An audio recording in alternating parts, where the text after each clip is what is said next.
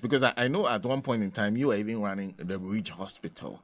That the management is now saying that we have not approved it. Yes, there was a notice that somebody saw and took a photograph of, and it circulated on social media. And I'm sure there are some people who are even saying that they made the new payments.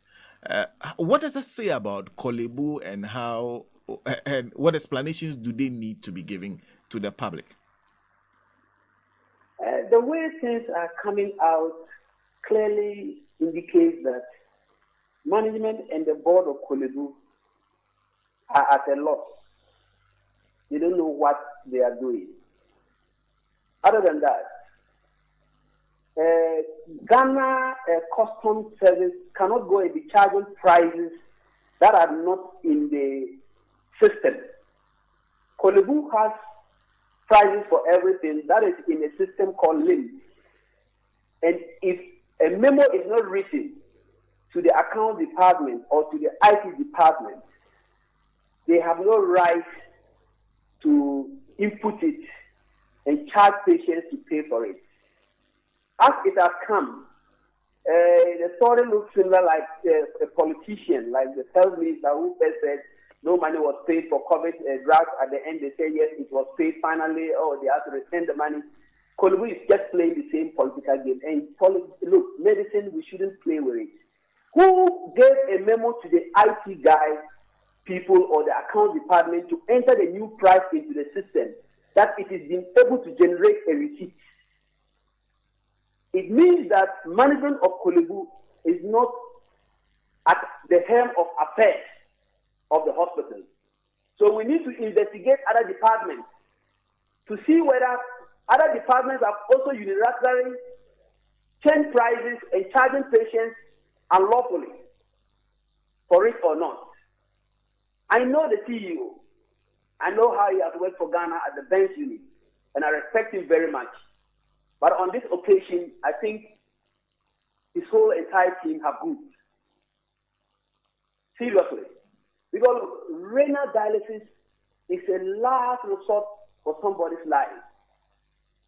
And we know in Ghana that only less than 10% are able to undergo dialysis with chronic renal failure for 3 months. And we know that less than 1% are able to sustain renal dialysis and pay for it for 1 year, only 1%. And if you have increased the prices more than 100%, it means these numbers I'm talking of are going to go down drastically. And a lot of people are going to die. If it is so, how come that the government flagship hospital, Korle-Bu, is charging for renal dialysis more than all the private hospitals that are doing dialysis, where the doctors, nurses, and all the people working on the patient are paid by government, whereas in the private they are paid by the hospital? What input have they put in to merit an increase in price? Let's not talk about parliamentary approval yet. That they should deserve to charge dialysis more than any other facility in the country. This to me shows people are abusing their authority. They don't have empathy on patients, and this is not something that should be taken lightly. So to me, the hospital should come out and apologize to Ghanaians and stop depending. And the authorities that be must find the culprits and deal with them. That is what the comment I have for now. When you say the authorities that, because I was coming to ask you the cost of this kind of misstep, I think that's the word that comes to mind. What should be the cost? What should happen? Because usually in the public service, these things happen. Somebody comes, issues some statement that does not even qualify, and then we all move on. What should be the cost of something of this nature? You see, I mean the cost of dialysis or the cost of the irregularity that has happened? Yes. What should happen? I think the consequence is what should happen to those behind this? Definitely, if I'm a customer, I come to buy something from your shop. then you overcharge me, then I realize it and come back. That one you can apologize and go. But this is an institution that every service rendered there is governed by a law. It must come from Parliament. And there are punitive actions when you violate a law in Ghana. So there must be actions against the management for allowing a new price for a service that has been determined by Parliament. Whether cost of import is going high, whatever, Parliament knows of cost of import is going high because they pass the taxes for the port. And they know that you are also charged, they also pass the prices you put on services at your hospital. So you have no right to increase the price without telling Parliament that yes, importation costs for the dialysis consumables have gone up. So I am increasing my price without your knowledge. You can't do that. Prices in government hospitals are predetermined by Parliament. Cost of services are determined by Parliament. And no one has a unilateral right to just go and sit down and increase it. No board can do it. The board must send it to Parliament. The board can take other administrative things but cannot change the price until they approach Parliament. Even private hospitals, sometimes when they are going to charge, the private health insurance companies will come in. Look, you can't do that, this will collapse, we'll do this. And we have to listen to them, let alone a government facility. I think the consequences should be that somebody must be found culpable of violating the laws of this country, abusing his powers, and putting a cost on patients who are having their lifeline depending on a dialysis machine, that he has made the price so unbearable for them that they have to just go and leave themselves to God. Even with the 380 something, they can't pay. Now you send it twice that amount. What do you think you are doing to them? Hospitals are supposed to work with compassion. Medical professionals will work with compassion. So I don't see why the administrator should go and work without compassion. Can government subsidize the cost of dialysis? If it's whether the cost increase or whatever, we are taking this amount. The patient should only pay this. Whatever difference, government will bear it. Because we see how we use money in this country that are even non-productive. An example, let me just give you one example. We spent $70 million to dig a hole in Accra for a church for us to go and pray. If you convert that money into cedis, you get 810 million. If you want to divide it by the amount that Korle-Bu'S is charging for dialysis, you can dialyze 670 patients for one good year, 3 sessions a week. But we've thrown that money away. So government can find resources to even subsidize dialysis in this country for all renal patients, not to talk about what the philanthropists are doing. And I thank the philanthropists who are helping the renal patients. But government can do this. And the hospital is part of government. What at all are they buying that their input should be increased to 700 and something? That other hospitals like Nyaho, the private hospitals in Kumasi dialyzing, those in Tamale dialyzing, their own is less than 500. What at all? Somebody has just done something wrong. And the board and the management of Korle-Bu'S should find the culprits. And I think Parliament should deal with the people who have disrespected them. And the head should roll. Because if the manager of Korle-Bu'S sit down and somebody unilaterally goes to put a price for a service without their knowledge, like I said, it means they've done it for other departments. It means that the management has failed in the first place. Because they've not been able to control their staff, and people are abusing their authority in where they sit and unilaterally taking decisions that is supposed to be taken by Parliament. Okay. Now, let's just go back to the beginning. Before that, explain this to me. You are saying that even if Korle-Bu'S goes ahead, so what Korle-Bu'S is proposing, you're saying is more expensive than some of the most expensive private hospitals in this country? It is.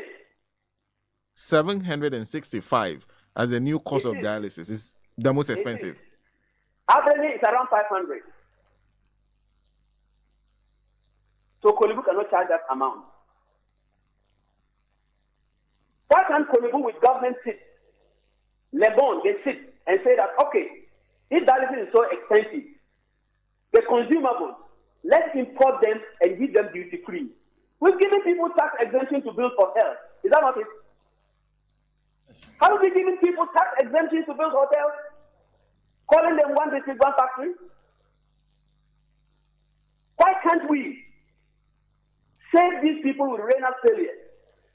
Just saying that anybody who is importing equipment for dialysis in Ghana will give you a tax exemption.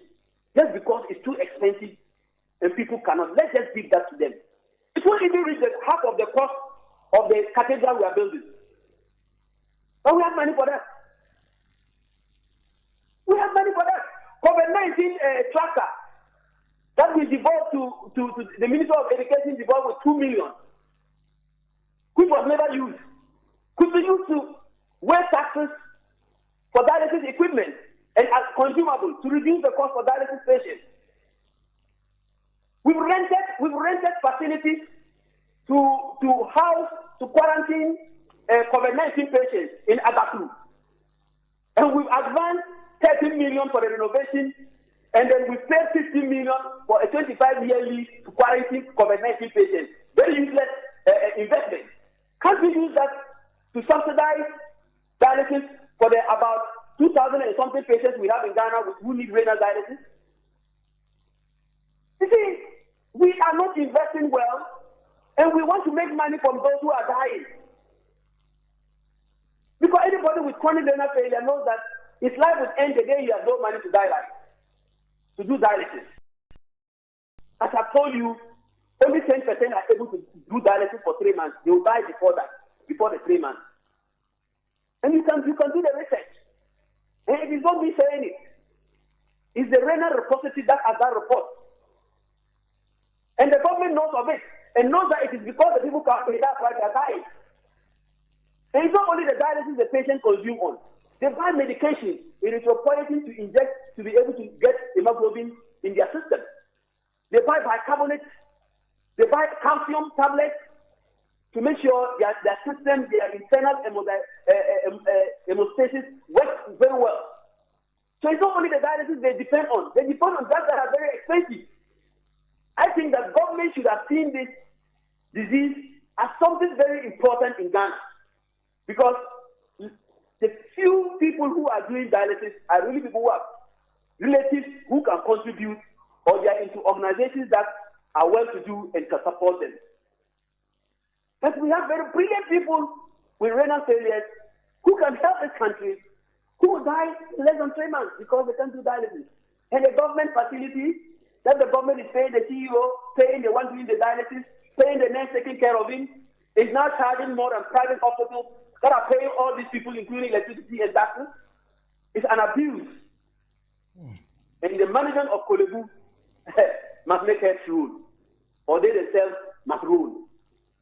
Sorry, Dr. Ampoma is a very good friend. I know how hardworking he is, but on this occasion, he has put his foot at the wrong place. He shouldn't come out and defend somebody. He should rather find the culprit and deal with them. Let's conclude with some education. You're saying that only 10% of the people who need the dialysis are able to afford it. What happens to the 90%? It means if you have a renal failure in Ghana, you die within 3 months. If you have what we call the end-stage renal failure. So you have 5 stages of renal failure, 1 to 5. 1 and 2, you can live on without necessarily having dialysis. If you have a 3, you can have 1 dialysis a week.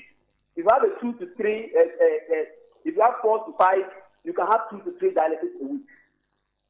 Meaning that your body, the filters in the kidney are choked. You are releasing protein, you are expelling, you are accumulating byproducts in your body, and you can't live long. Unless they dialyze you, you cannot live. The dialysis could be hemodialysis or continuous peritoneal, ambulatory peritoneal dialysis. And there are only 2 or 3 people in Ghana who have been roaming around. The rest are all doing hemodialysis. So the issue is the money to do the dialysis and to buy the medication to keep them alive. I've told you the medication. Erythropoietin, one injection is about 200 cedis, and 200 and something cedis for one at the wholesale. And you need to inject it every 2 weeks. You need to buy bicarbonate tablets every day and be chewing to balance your acid equilibrium in your body and the rest. You may fall sick of the hemodialysis because you get infection from the hemodialysis, from the constant needle prick. You need to treat all that. Your heart may be failing because you have the renal problems, and they are almost all hypertensive. And the very good hypertensive drugs are very expensive. In a month, a chronic renal failure patient will really need not less than 1,000 to buy only antihypertensive to help him. And it may involve your heart. And you have to buy cardiovascular drugs to help the heart. So I think that this is a place that government should rather inject resources into it and help those who are suffering to generate money to do dialysis and prolong the life of people, instead of rather allowing people to be so capricious with their powers to increase prices without compassion. So renal failure is not a small disease. The whole world, in Africa, in Ghana, is about 13% of the population. Yes, the majority of them will fall within 1 and 2. The rest would fall within 3 to 5, and they will need dialysis. But we are not really even capturing them. Some of them, you just go to hospital, they diagnose it. Hey, let's take family here. Somebody gets renal failure. We have only one center doing the dialysis, and sometimes it's broken. By the time they even take you to find money and take you to Korle-Bu'S to even start, they are gone. And the data shows they are dying. So if you make the treatment so unbearable to even the philanthropists who are helping them, then you are just subjecting these people to die, which is not good.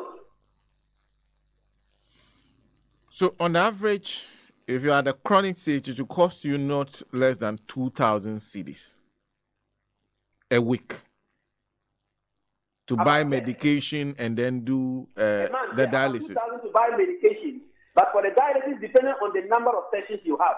If you have one session a week, you can be spending around 500 a week to do it. If you are doing 2, that is 1,000. If you are doing 3, that is about 1,500. But now that Korle-Bu'S has decided to increase their prices and justifying it, surprisingly, just trying to justify it, it means that you need about 2,100 and something in a week if you are going to dialysis, if you are going to do your dialysis in Korle-Bu'S. That is only for the dialysis. The other cardiovascular drugs are not included.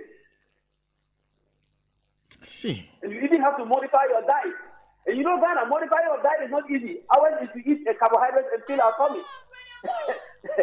That is another cost. So, to me, in general, people with chronic renal failure at the end stage, government should have some compassion. Okay. By establishing, even if it's supporting the private facilities to reduce the cost and bearing some of the cost, government should do it because we have money to do unnecessary things. Building a big cathedral. We are branding people's companies as one distribution factory. We could brand one of the churches as national cathedral. Even the head of that church will be happy and sell that money for building the cathedral. We could do it. I have a company in family here which is owned by somebody. I know they branded it as one distribution factory. Couldn't the government brand Okano's church? He has used a swampy area, a mangrove area, built it very well, built a nice church. They could talk to him and brand it national cathedral, and he runs it. And we go there to pray and use that money to subsidize renal dialysis. If we do it, all the money I've mentioned, poverty mitigation, 91 million. They spend money without saying. I think there is no health consultant in the ministry to advise them that fumigation they did with 91 million was useless. Couldn't we use it to subsidize dialysis for patients? We could use it. See, I am looking at prudent management of our resources and our money. That is where I'm talking at. And that is what we should be doing. Other countries, people do dialysis. It's not from their own pocket. It is the government that supports the health sector. and you choose certain diseases and say that upon this disease, we have to put our hand. We have to put our hand in it because no one can bear it. What is the salary of a common Ghanaian? Okay, Doc. That if you are working as a teacher, then you can't do dialysis for even 1 week. No, not at all. That's why I was surprised For 1 week. That is what government at the cost that you're mentioning. When people are happy of their taxes they are paying. Oh, we are paying tax. If you have renal disease, end-stage renal disease, government will help you. Like the teachers have come together to do the cancer center in Adrigano. When you are a teacher who has cancer, you go there, they treat you free of charge. Can government also do that for the renal patient? Okay. I say this because I see women, look, maternal mortality, most of them with eclampsia end up with renal failure, acute renal failure, and they need just from 1 week or 1 month of dialysis to survive. Then it becomes a problem because they can't afford. Look, it's not covered by NHIS. Clearly, this is a matter that you are, is very dear to you. But thank you very much for speaking to us this morning. We have to leave it here. Thank you very much, and thanks for giving me the opportunity. Dr. Thomas Anaba has been a health administrator, done a regional hospital. He's a medical practitioner. He now speaks large.